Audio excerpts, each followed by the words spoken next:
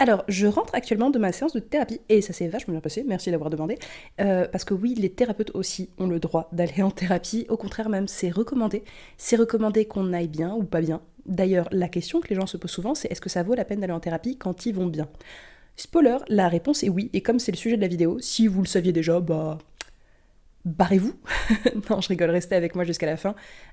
Pour le coup, c'est un sujet qui me tient vraiment à cœur parce que, en tant que patiente, comme en tant que thérapeute, j'ai toujours trouvé ça vraiment essentiel d'aller en thérapie dans des moments où ça va techniquement bien. T'es pas obligé d'être au fond du trou, de vivre un truc terrible et d'être au bout de ta vie, de passer ton temps à pleurer pour aller en thérapie. Parce que techniquement, quand tu vas en thérapie dans ces moments-là, tu vas en thérapie plus pour qu'on vienne un peu sécher tes larmes, avoir l'occasion de dégazer, de sortir tout le mal-être. Et ça, promis, ça se fait aussi vachement bien avec des copines autour d'un verre.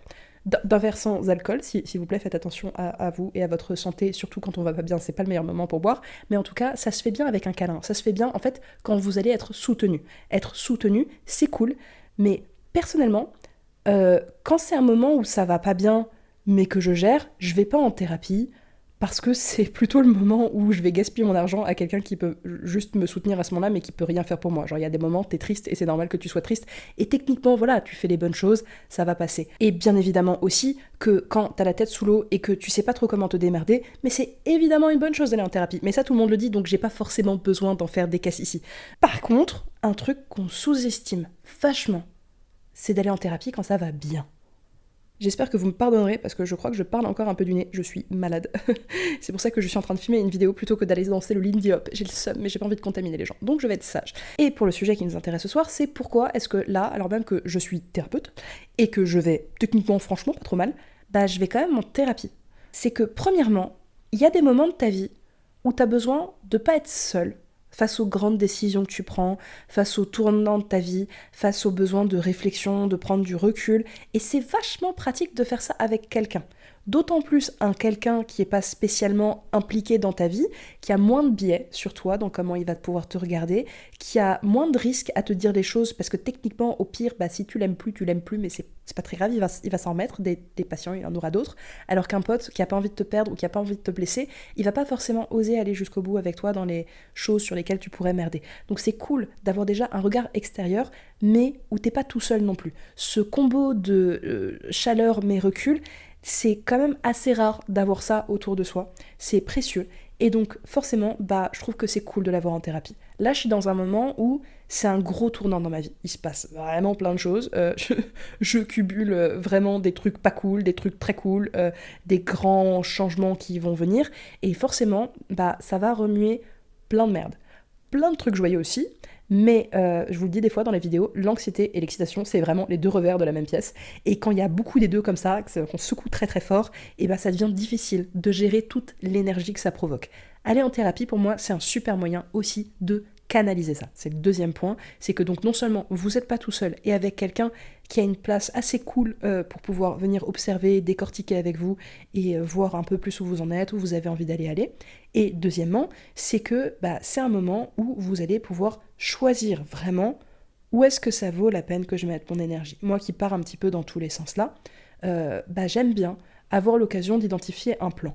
Parce que la thérapie, c'est aussi ça. C'est pas juste vous soutenir quand ça va pas bien et pleurer avec vous et vous rassurer et vous aider à remonter la pente. C'est aussi un endroit où vous pouvez construire quel genre de futur vous avez envie d'avoir. Parce que sinon, ce qui va se passer, si vous faites que vous ramasser la gueule et vous relever, c'est que vous allez continuer de vous ramasser la gueule parce que vous avez toujours pas appris à marcher.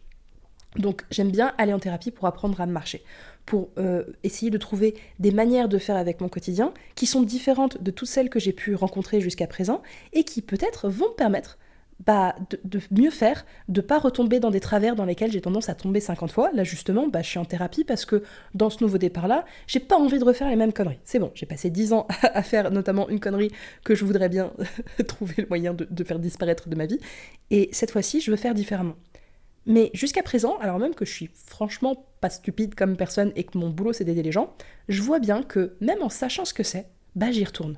Dans ce cas-là, c'est que toutes les manières que j'ai pu voir, rencontrer, que soit en être témoin chez les autres, soit les avoir analysées, les avoir apprises dans des livres, les avoir testées avec des patients, bah ça marche pas encore sur moi. Il faut que je fasse différemment, ou alors que je sois accompagnée, et le fait d'avoir un témoin moral fait que des fois tu fais plus les choses par loyauté pour la personne qui te dit de les faire que juste parce que tu es au courant qu'elles existent.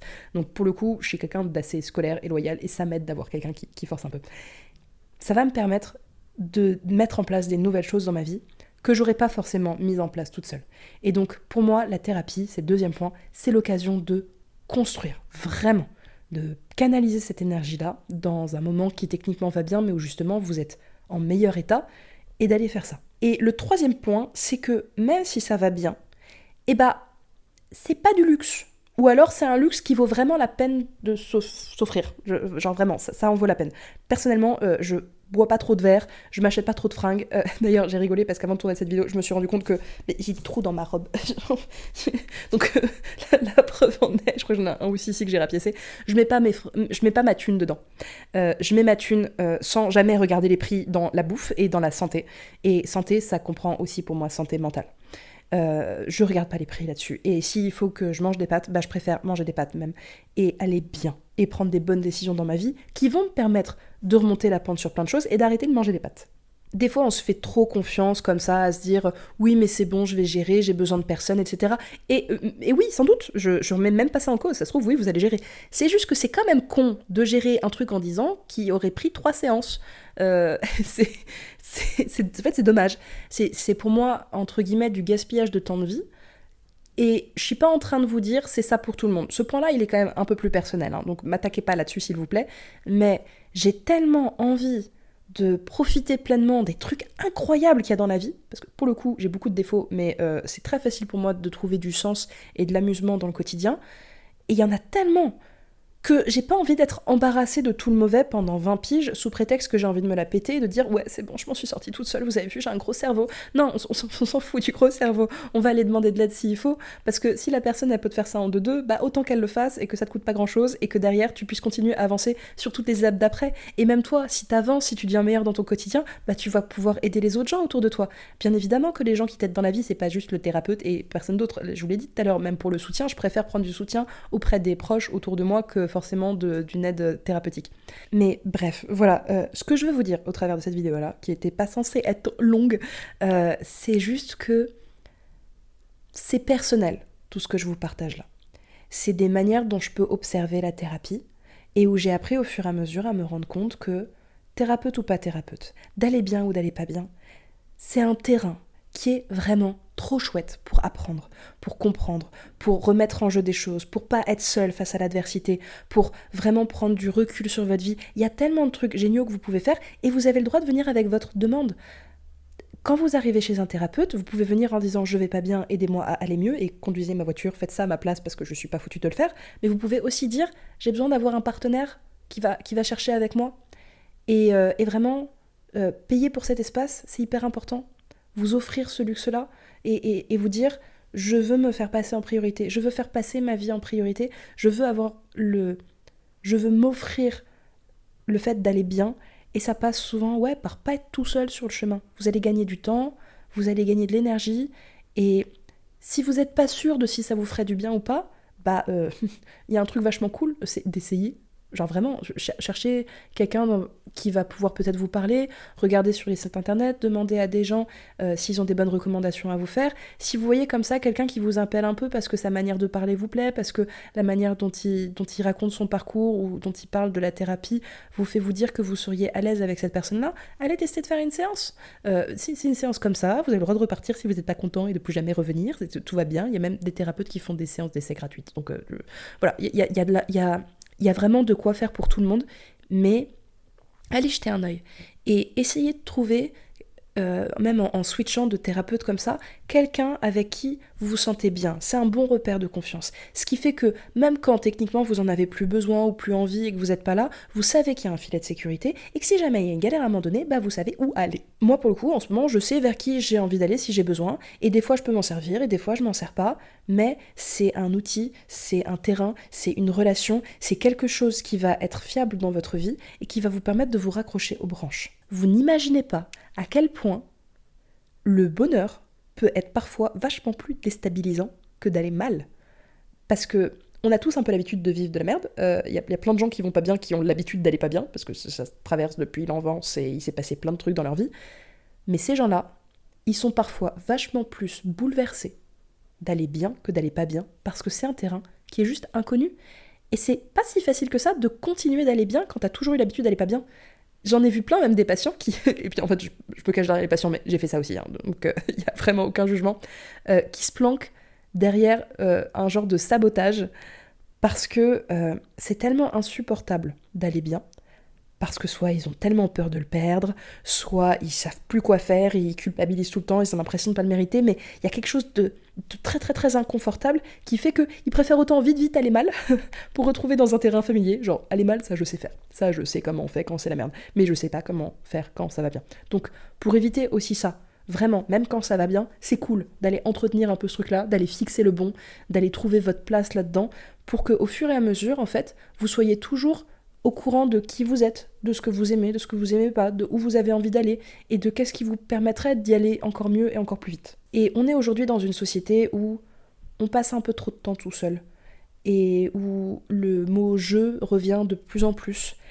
Et la thérapie, c'est un moment où on peut dire « on », où vous êtes face à quelqu'un qui peut galérer autant que vous dans la vie, qui a juste passé plus de temps à y réfléchir, et que vous payez pour qu'il ait le droit de faire que ça de ses journées, que d'aider les gens. Donc profitez de ce moment-là pour être dans du on, pour pas être dans du je galère tout seul, mais dans du on galère ensemble, et je suis pas seule face à la difficulté dans le monde. Et j'ai un partenaire de jeu, j'ai un partenaire de travail, j'ai quelqu'un qui est avec moi et qui va traverser ça ensemble. Donc s'il vous plaît, faites-moi plaisir, que ça aille ou que ça aille pas, allez vous trouver un partenaire. Qui que ce soit, vraiment. Et si jamais vous osez pas encore faire ce pas-là, c'est pas grave. Genre vraiment, je vais pas non plus vous forcer. Et vous pouvez tout à fait faire déjà des premiers pas, de vous instruire, d'aller regarder un petit peu, juste même des podcasts, des endroits où on peut partager, où d'autres gens peuvent dire ce qu'ils pensent, ce qu'ils ressentent, pour au moins ne pas être seul de cette manière-là, en attendant de pouvoir aller jusqu'à un cabinet. Vous pouvez vous abonner à la chaîne pour regarder un petit peu les différentes vidéos sur différentes problématiques qu'il peut y avoir aussi, et voir que si j'en parle, c'est que j'en entends parler tous les jours dans mon cabinet, c'est que vous n'êtes pas tout seul, déjà de base. Donc, si vous voulez, soyez pas tout seul virtuellement, en attendant de réussir à être pas tout seul en appelant un thérapeute. Et sur ce, après avoir blablaté vachement plus longtemps que ce que j'avais prévu, je vais aller soigner mon rhume. Je vous dis merci d'avoir regardé cette vidéo jusqu'au bout, et je vous dis à tantôt pour la prochaine. Est-ce que tu as encore assez de batterie? J'espère. J'ai plutôt intérêt à avoir encore assez de batterie. Parce que j'ai pas envie de recommencer ça 4 fois. Je sais même pas encore ce que je vais dire. Imagine si je dois recommencer.